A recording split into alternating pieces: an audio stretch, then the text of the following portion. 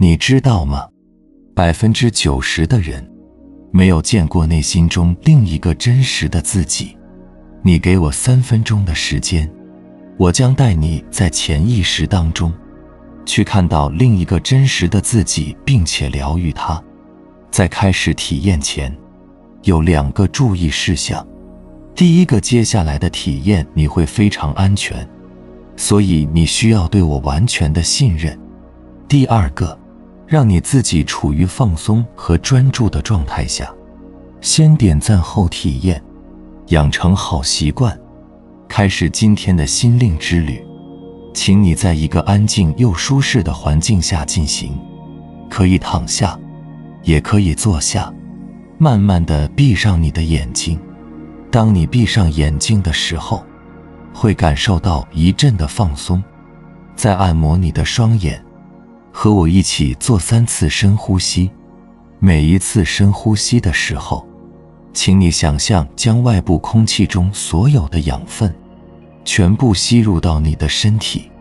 当吸到最深处、最饱和处时，再缓缓地吐出体外。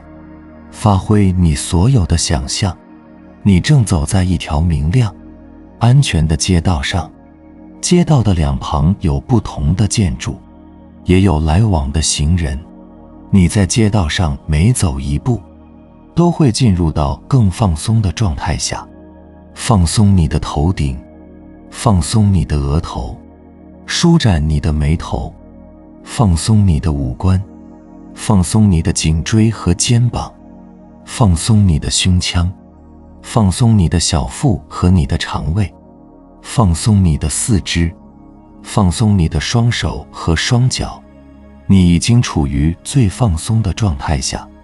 请你在这条街道上找到一座最高的大厦，请你仔细观察它的样子。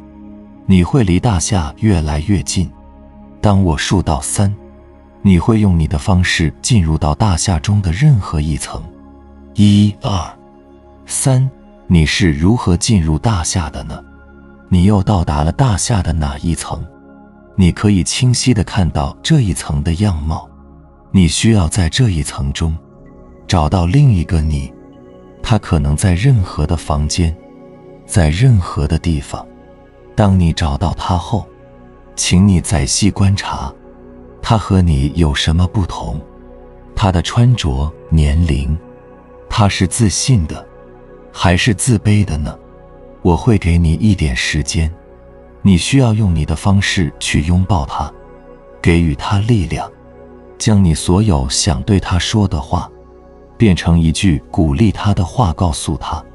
在这个过程中，你会发现它不断的变化，也会有一种能量在你的内心中生长起来。你会记住它的变化，也可以邀请它一同离开大厦。当我数到3，你会带着最放松的感受回到现实中来。1、2、3。本视频建议反复疗愈使用。曾经有人这样问：一个人开悟之后会是什么样子的？一个回答直指人心。人开悟之后，清楚知道自己想要什么和不要什么，明白自己为什么而活，知道什么对自己重要，而什么对自己不重要，因此看淡世间纷纷扰扰，却又不过分世故，能洞悉人性真相，却不止你活得率性而通透。简单来说，人一旦开悟之后，当下的困扰大概率将不复存在。当然往前走，向前看，人生路上必然还有新的困扰、新的烦恼，需要人不断向内学习，不断开悟，不断学习生命的智慧。人世间的修行大抵如此，可有道是你本自足，无需外求。虽说每个人都有这些潜在的能量，但要将其完全激发出来，一般是需要通过历经种种大是大非的磨砺才行的。正所谓身不苦则福禄不厚。如果接下来的话对您有所帮助的话，请在离开前按个赞给我响应，在评论区留下在磨难中奋起。心不苦则智慧不开，心不死则道不生。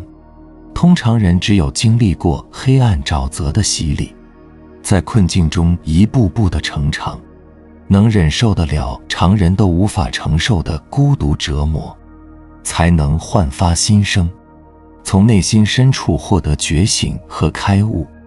开悟是修行的过程，但不是修行的终点，因为只要选择了修行，人将不断的开悟。那么为什么人一旦开悟就会变得非常厉害？接下来我将和你一起探讨这个问题，你将是第一次听到如此全面的关于开悟觉醒的话题。接下来的内容有点长，耐心看完，你一定会有所收获。一开悟能减低内耗，要知道人生最大的消耗就是内耗，而一个人一旦开悟了，便也就没有了内耗。时代在进步，而人们的精神内耗却越来越严重，因为精神内耗导致的心理问题也越来越多。10年前精神内耗还少为人知，现在在网上搜索精神内耗4个字，有上千万条搜索结果，人们开始意识到自我的怀疑、批判、担心、焦虑、恐惧以及深度的不自信都是精神内耗，都使得自己的人生不快乐、不幸福，不能从心所欲，不能够成为自己想成为的自己。有一部分朋友学习了教练技术课程，在课程里学会了一句管他呢豁出去。每当自己陷于严重精神内耗时，反复地在心里呐喊管他呢豁出去，确实能在一定程度上缓解自己的担心、焦虑和恐惧。对于那些内心能量不足的人来说，确实有奇效。但也有些朋友发现，喊口号治标不治本，因为再响亮的口号都无法开启人的智慧，也就是说问题始终存在。这也就是很多朋友教练技术课程毕业之后，人生依然面对许许多多问题，动不动就打回原形的主要原因。人生路上，每个人都不可避免会遇到很多新的问题，所以人需要不断开悟，以此来获得新的智慧，从而解决新的问题。没有开悟过的人，永远只会用一种方式去解决问题。俗语说，走老路到不了新地方。放眼望去，我们身边这样的人比比皆是。有的人一谈到家庭就是抱怨，有的人一说起收入就怪体制，有的人一谈到工作都是困难，有的热一说起成长就不自信。很多人活了一辈子，但处理问题的方法只有一种，看似整天忙忙碌碌，其实是在原地打转，跳不出精神内耗的怪圈。但也有些人每一天都在精进，思维都在迭代，他们一辈子能活出了别人几辈子的体验，因为他们不断地走在开悟的道路上。人生就是一场体验，开悟就是不断地从体验中学习，从体验中汲取新的智慧。开悟就像点灯，只点一盏灯是不够的，每个人都需要通过不断的修行，点亮更多的灯，照亮人生的道路。没有开悟过的人，人生永远都是自动化反应，而开悟过的人，人生存在更多的选项。这也就意味着，他们的人生有了选择，有选择有可能性，就可以不断打破固有模式，战胜精神内耗。每个人在成长的过程中，思维和认知都会被固化，形成一种自动化反应。这种自动化反应被称为固有模式，它让我们无法成为更好的自己。所以很多人活了一辈子，实际上活的是自己的自动化反应。固有模式就像一个迷宫，绝大多数人终其一生都只能在迷宫中打转，最终能成功逃离这个迷宫的人的只有1%。所谓的开悟的人，就是指的他们，而99%的人都被顺利碾碎，然后成为社会运转的辅助品，是社会前进的边角料。世界运行的规律，永远都是一部分觉醒的人驱动一大群尚未觉醒的人，一部分开悟的人领导一大群尚未开悟的人二开悟，打破二元对立。人一旦觉悟了，最显著的特征是什么？同时保有两种截然相反的观念，还能正常行驶，这是开悟的标志。开悟的人，大脑里可以同时存在两种截然相反的思维，却又丝毫不影响自己做事，这是一种极其强大的兼容能力。只有格局和认知到一定阶段的人才可以做到。正是因为如此，所以开悟的人不会抱怨，不会受害，因为他们的人生永远积极主动，永远充满选择。人生可以选择，人生就是一场选择，这就是开悟人的明显特征。所以开悟的人不会抱怨，也无需内耗。而没有开悟的人是什么样的呢？他们大脑里只能容纳一种思维或观念，他们的思维永远都是二元对立，非黑即白的，然后一辈子都只能在这个观念里打转。没有开悟的人，活的不是自己的人生，活的只是一种观点、看法、立场。只有开悟的人，活的才是自己的人生，因为观点、看法、立场都可以选择。这个世界并不是非黑即白的，唯有两种截然不同的思维的并存，才是第一流的智慧。就好像太极图一样，黑白并存，对立统一。矛盾论中说过，矛盾存在于一切事物的发展的过程中，矛盾贯穿于每一事物发展过程的始终，在矛盾中谋求发展。真正开悟的人，正是一手持矛，一手举盾，同时具备出世的智慧和入世的手段，因此无往不利，无所不知。举个例子，很多人无法处理唯物主义和唯心主义的关系。唯物和唯心看上去是两种截然不同的思维模式，一种是客观，一种主观，一种聚焦于内心，一种聚焦于现实。因此很多人无法同时并存这两种思维，或者总认为唯物主义和唯心主义时互相矛盾，非此即彼的。而实际上，这两种思维虽然是对立的，却完全可以统一起来。关键是我们既要看清楚现实，也要认同心灵的力量。如果只看现实，就无法发挥人的主观能动性。但事实上，破釜沉舟和望梅止渴都是真实存在的。如果一味追求唯心主义，不看事实，那么历史上的经验教训也比比皆是。真正的开悟是不走极端，承认唯物和唯心都有各自的优点，也有各自的局限。你可以喜欢唯物多一点，也可以喜欢唯心多一点，但你清楚知道，在什么时候应该坚持客观原则，在什么时候应该呼唤心灵的力量。因为唯物唯心有各自适用的场景。三开悟创造更多可能性。人一旦开悟，就能创造更多可能性。为什么？因为开悟能打破人的思维局限。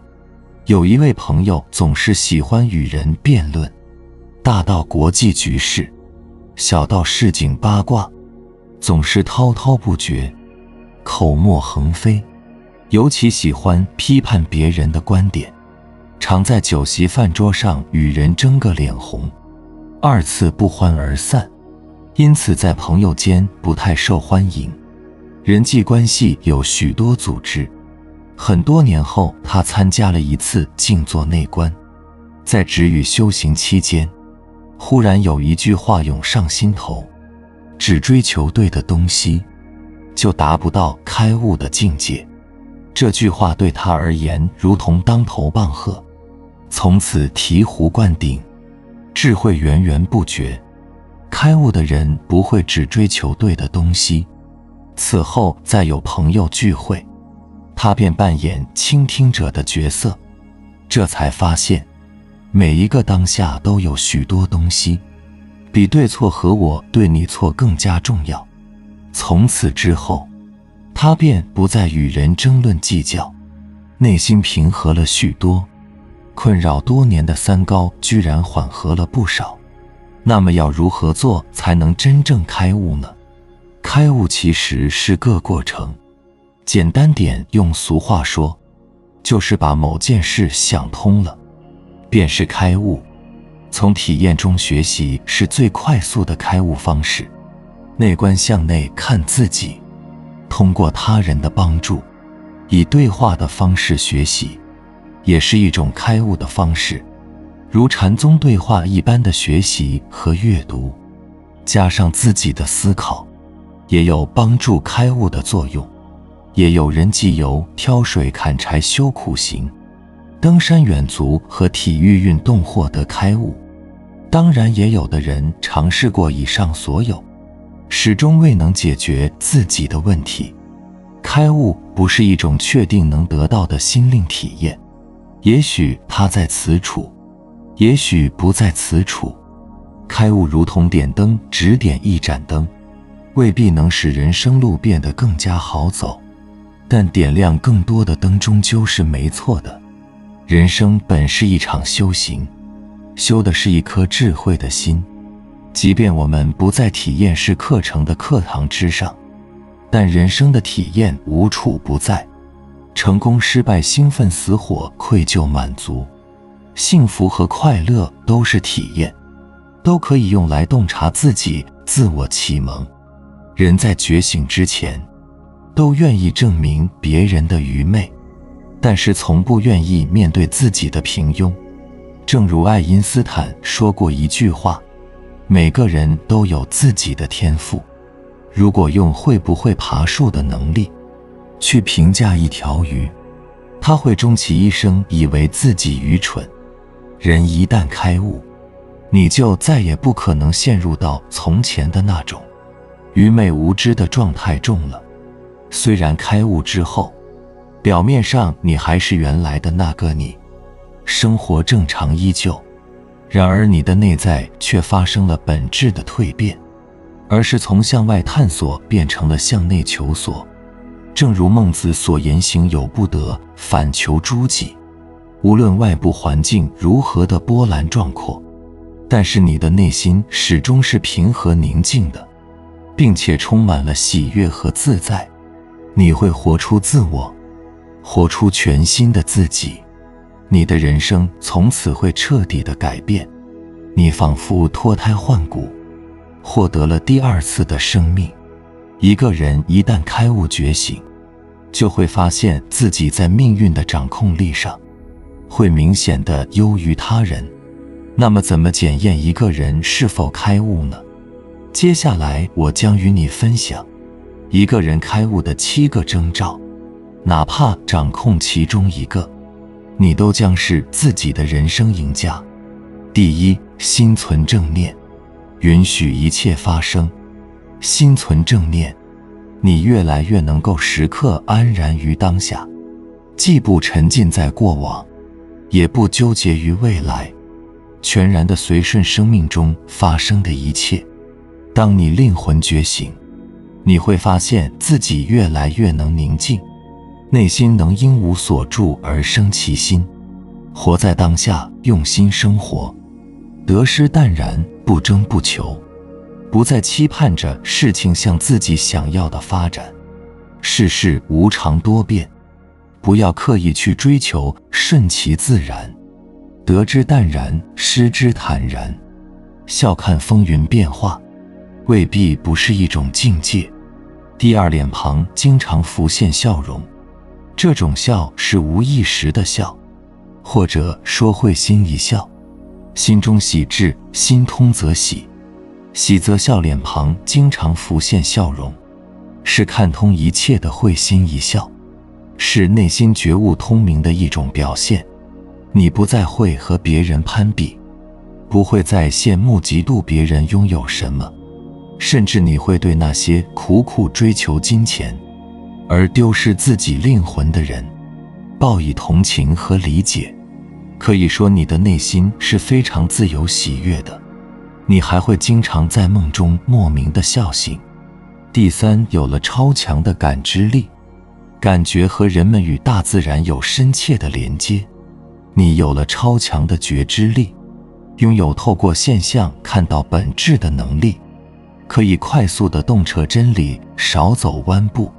老子曰：人法地，地法天，天法道，道法自然。深刻地揭示了人们回归自然，天人合一的自然大道。当有这表情，你已悟道，大道自然，天人合一。第四，独立思考，自觉行动。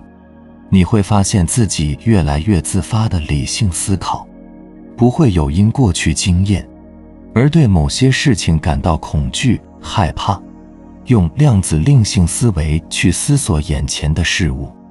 当你开悟，你会发现身静养气，气静养心，内心自在与否不在于身外之物，而这些只在于你能否修好你的心。他人的评论只是身外之物而已，何须放在心间。第五，内心越来越强大，有稳定而强大的内心状态。你会理性地处理一切烦恼，不被外在的事物牵动，内心总是能够保持在喜乐自在的状态当中。当你开悟，越来越没有所谓的担心害怕，你会明白，担心害怕其实是一种诅咒。对于我们所关心的人，不管是家人、朋友、恩人、师长、同学、同事等，也都要给予全然的祝福，把担心丢掉，让祝福常在，一切都会幸福美满。第六，不会特别在意得失。当你开悟觉醒，越来越有爱而不求回报的能力，你就会发现自己越来越有爱，对周遭的事物心里感激，也会不失你的爱，不失时也能心生欢喜，不求回报，协调得到和失去之间的平衡。古语言：福兮祸所伏，祸兮福所倚，得失自有定数，何必苦苦执着。减少了得失，心自然会看淡一切，看淡之后，自然也能够更好的协调它们之间的平衡。假如你少争，就会少烦恼；假如你少怨，就会多一些和善安宁。第七，找到自己的天赋使命。当你的觉知力提升之后，你会对自身的优势和兴趣有明确而又坚定的认知，而这也可以帮你快速找到自己的天赋，你的人生目标就会更加清晰。而人生目标一旦明确之后，你将不再是人生的探索者，而是成为朝着目标扬帆而起的掌舵者。而且这样的一个觉醒者，当他开始沿着正见矢志不渝地往前精进，他就可以排除一切杂念，层层超越，最终你一定会获得这个世界上最究竟圆满的智慧。当你开悟，就像是灵魂归位，像是思想的进化，像是机器人突然有了自我意识，开始掌控自己的人生。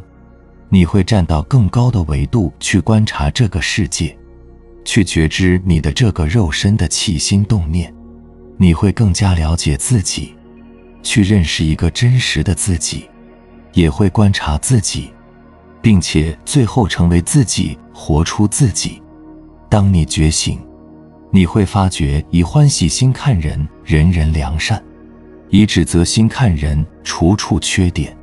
每个人都有好的一面，多一份为人想，多一些关心自省，就多一份平静豁达。灵魂一旦开悟，就不可能再陷入到那种愚昧无知的状态。所以一个觉醒的人，真的是无价的人生，会从此彻底的改变认知，掌控了自己的人生。无论你身在何方，愿我们一起共修福报。告诉你一个秘密，福报皆因果，切莫乱挥霍。福祸无门，为人自照。善恶之报，如影随形。每个人都想有一个好福气，然而人生的道路上并非一帆风顺。我们总是愚痴地认为，凭着我们的能力，小聪明就可以打天下。其实没有福报，一切的奔波都是苦和累。什么是福报？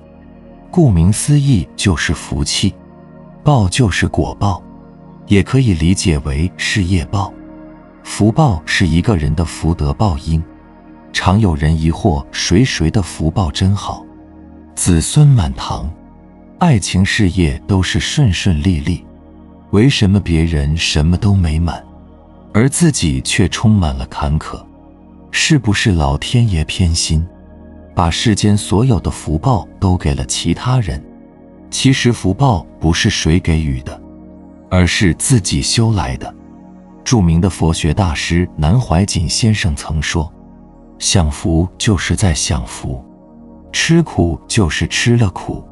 每个人的福报都是有定数的，当享受到福报带来的美好时，就应该省着用，因为不果不储存，而一味纵情挥霍，就有用完的一天。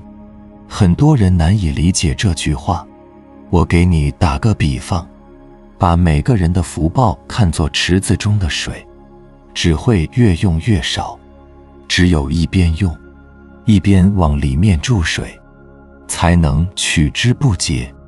如果前面用太多，后面池子见底，福报也就没有了，剩下的人生就只有痛苦了。前面省着用，后面的福报也就越来越多。因此人生过得太顺，反而要小心福报耗尽。若是人生遭遇困境，也不要消极，因为努力往前走，福报一定会来临。人一定要懂得修福培福，对于福报，千万别太透支。10分福气只享3分，事业成功靠的是福报，福报是果，因在于修。世间各种报应都不是命里注定的，而是修来的。为什么事业越成功的人越爱做慈善？因为事业成功的人知道，不是他们有多聪明，而是福报是通过行善得来的。有人受贪嗔痴毒害很深，很自私，从来不舍得施舍，不懂得宽容退让。他们不知道，当自己舍出去时，人缘就有了，福报就来了。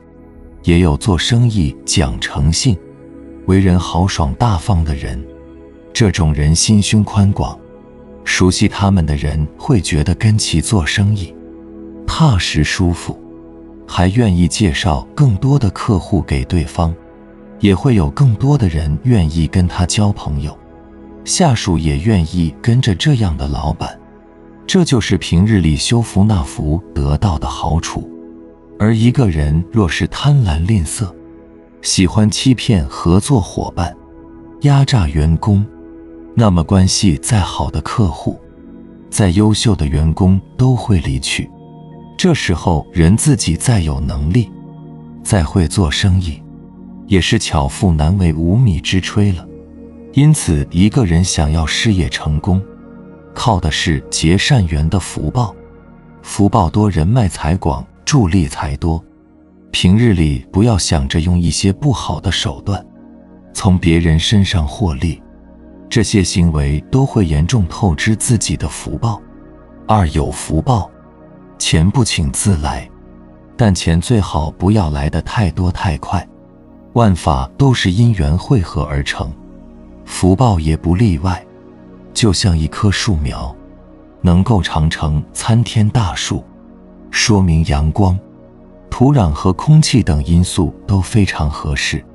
而一个人若是能够有福报，说明他一定慈悲善因好缘，乐于奉献，勤俭节约。佛讲普度众生，大慈大悲。所以若是没有这些行为，福报的因缘也就不存在。要怎么收获，先要怎么栽。已经种下勤俭节缘、喜舍奉献的种子，自然钱财会不请自来。但是钱财来得太多也不好，这会严重透支自己的福报。生活中有许多这样的例子，中了大奖飞来横财时，容易给自身带来灾祸。有些人自制力不强，沉迷于赌博，不仅把财富挥霍一空，还欠下巨额负债。有些人被小人惦记，遭遇欺压抢劫，不仅财富化为乌有，还可能有性命之忧。不是说财富多了不好，而是财富的获取要讲究循序渐进，一步一个脚印。古人说的不配位，必有灾殃；人不配财，必有所失。正是这个道理，千金人物必有千金之德，否则自己根本不能抵制自己的堕落，自身的能力也难以让自己守住财富。因而财富来得太快太多，其实就是在透支自己的福报，让自己的人生今后遭遇无数烦恼灾厄。对于财富，切记不能贪，该拿的就拿，剩下的不如行善积德，结善缘修福报。福报多了，今后不愁财富不来。暂有时做事失败，是因为福报好，福兮祸所依，祸兮福。所以有时候做事失败，是因为福报好。有人或许会质疑这句话是不是写错了，失败本就是不好的事情，为何失败了反倒是福报好呢？有这么一个故事，古时候一个人中了蛇毒，中医让他长天白饭，如果嘴巴感到苦，说明还有的救；如果感到甜，就说明中毒已深，无救了。人生在世也是如此，哪有人的人生是一帆风顺，没有失败的呢？人无完人，知错能改，善莫大焉。一个人犯错不可怕，若是懂得改，那么反倒是好事，是福气。因为每改掉一个缺点，人就能从缺点里吸取教训，更加完善自己的德行，变得更加优秀。一个人不怕犯错，应该怕看不到，不知道自己的错误，误入歧途，越走越远，难以挽回。同时逆缘痛苦是一个人修行的助力。释迦牟尼正是因为在修行时经受菩提达多带给他的无数失败和苦难，才使其快速成长，最后悟道成佛。因此真正有福报的人，在做不利于自己的事情时，会出现一些预警，让自己能够及时改变，转向正确的道路。站得越高，摔得越惨。人生太顺利，反而是在透支自己的福报。失败是一个人的逆，增上缘是给人精进的机会。懂得在失败中成长，人生才能丰富多彩，趣味无穷。一个人的福报不是取之不尽，用之不竭，它是有定数的，用一点就会少一点。所以人生要一边享福，人生顺利时，要警醒享福也是在消福。财富来得太多太快，就是在严重透支自己的福报。福报耗尽时，反而衰得越惨。福祸无门，为人自照。把结善缘积福报融入日常生活，才能让自己福报越来越多，事业才会长青。财富不请自来，宇宙万物皆有定数，每个人的福报都是有定数的。就好比你仅有一笔存款，如果你不存值，账户很快就会透支，那穷困潦倒的生活就开始了。如果你经常往里存钱，并省吃俭用，存款就会越来越多，你就会一直有钱花，一直过着富足的生活。同理，你所有的言谈举止，做的所有事，都在严重消耗你的福报，福报就会像存款一样很快花完，霉运就会接踵而来。如果你不但没有做消耗福报的事，还一直在积累功德，那你的好运就会源源不断，还能福泽子孙。知福惜福者，福气自然会围绕在身边，伴你终身。不懂福也不去惜福的人，福气自然也会弃你而去。福报不是天赐的，更不是花钱买的，而是在漫长的岁月中，用自己辛苦的点滴付出，积累而来的。佛家经常说欲知过去事，今生受者是欲知未来果。今生做者是，世间之事皆有因果，种善因得善果，种不善因得不善果。这世间有6件事会快速消耗福报，要小心呐，千万不要去做。你家庭纠纷，因为财产遗产划分、父母赡养等问题，亲兄弟姐妹反目成仇，六亲不认，这种家庭纠纷内耗，短期看不出什么问题，因为大家都是为了生活争取利益。殊不知和气生财，因为争吵家庭不和，导致家庭的气被破坏。气是因为和而聚集的能量，能量少了，福报也就慢慢流失了。可以观察下你身边的人，所有因为钱而六亲不认的人，基本没有能富起来的，而且越过越差。所有对亲戚朋友慷慨大方的，却没有因为慷慨大方而贫困交加的，而造口孽，嗔恨心重。总有些人习惯质疑或恶意伤人，比如前段时间孩子在校被撞身亡的新闻，母亲痛哭，却因妆容得体，被某些人质疑走秀拉流量。在这个时候没有送去温暖的话，却雪上加霜，最终母亲跳楼自杀。这种不当的言语，给别人造成了严重的伤害，就是在给自己造口业。也有的人一旦不如己意，就起嗔恨心，或者得理不饶人，或者把人往死里整。殊不知因果循环，生生不息。三过于自我放纵，有很多人沉迷酒色，导致家庭不和睦，沉迷赌博，到处欠债务，或过于虚荣，远超个人财力的无节制奢侈消费，或不努力奋斗，却日日纸醉金迷。这些放纵的行为都在消耗自己的福报。有一句话叫火烧功德林，意思指当你火气大时，你的功德就会被你的火气烧没了。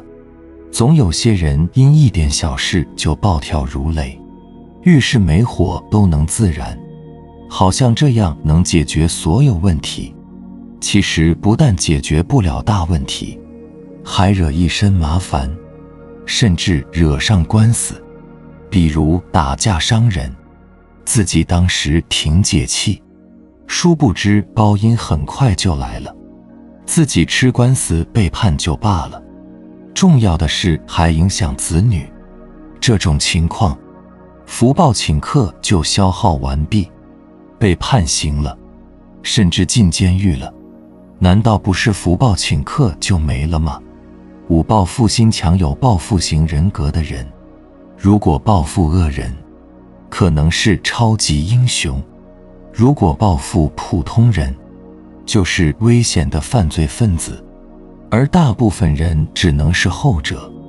报复心强的人，大部分自闭冷漠，缺乏共情，习惯无限放大别人的缺点，错的永远都是别人，没有愧疚心和同情心，敏感易怒且攻击性强，只要不如己意，就绞尽脑汁去伤害别人。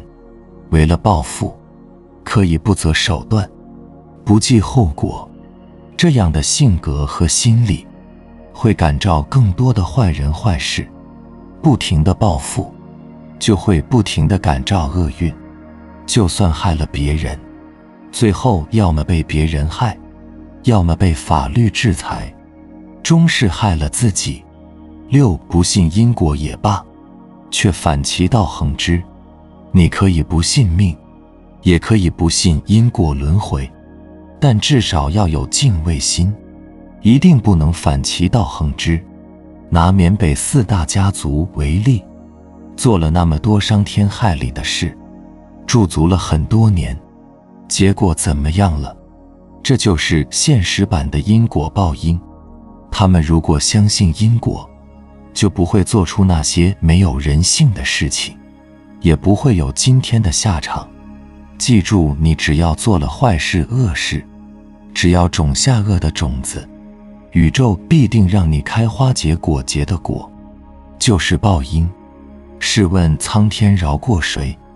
改变从遇见开始，改变也要看机缘成熟与否，也要看积累福德的资粮够与不够。福报不够的人，连善知识都接触不到，也或者有人看到了像风一样飘过，也有人相信并愿意改变，但就是无法修正自己的言行和信念。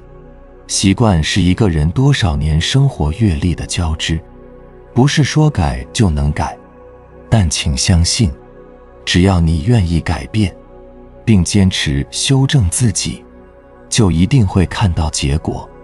人是很神奇的动物，一半是神识，一半是肉体，一半是天使，一半是魔鬼，一半是人类，一半是动物。如果不自我反省和约束，还天不信的不信，偏要冒天下之大不韪，我行我素，就会趋向于动物。如果是那样，神令也心寒，老天都无法帮你改。感谢你看到最后，如果今天的分享对你有所帮助，请按个赞给我响应。